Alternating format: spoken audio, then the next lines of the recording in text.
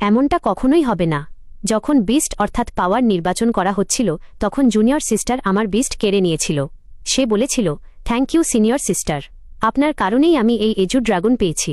আর আমাকে তাচ্ছিল্য করে বলেছিল, সিনিয়র সিস্টার, আপনার স্কিল ও যোগ্যতার বিচারে এই ড্রাগন পাওয়ার কোনো অধিকার আপনার নেই।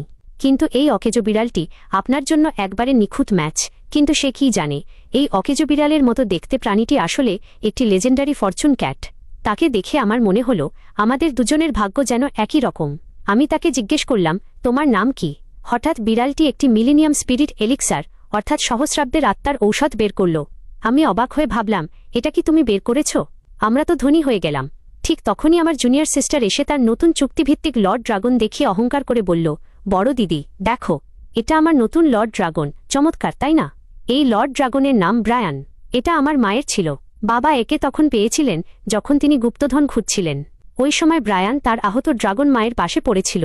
আমার মায়ের ওর প্রতি খুব দয়া হল, তাই তিনি ওকে সঙ্গে নিয়ে এলেন এবং গোপন জায়গায় লালন পালন করলেন।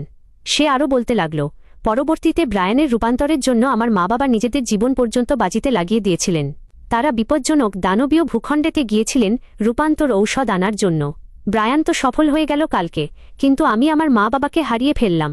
সেই ড্রাগন ব্রায়ানও নাটক করে বলেছিল, মা বাবার জীবনের শেষ মুহূর্তগুলোতে আমি কসম খেয়ে বলেছিলাম যে আমি সবসময় আমার মাস্টারের পাশে থাকব।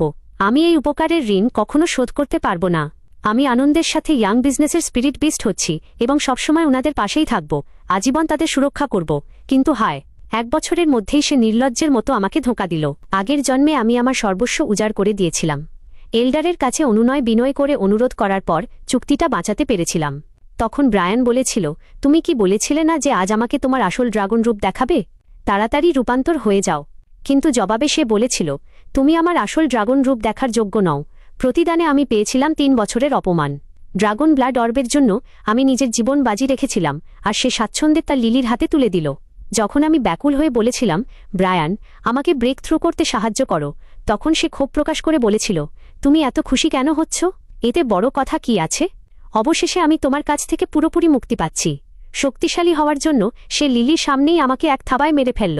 মরার আগে আমি তাকে ঘৃণার সাথে বলতে শুনেছিলাম, তুমি তো আমার থাবাই নোংরা করে দিয়েছ।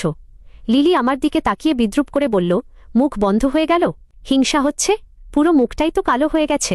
আমি তাকে মনে করিয়ে দেওয়ার চেষ্টা করলাম, লিলি, এটা ভুলে যেও না যে আমার মা বাবা ব্রায়ানকে আমার জন্য রেখে গিয়েছিলেন।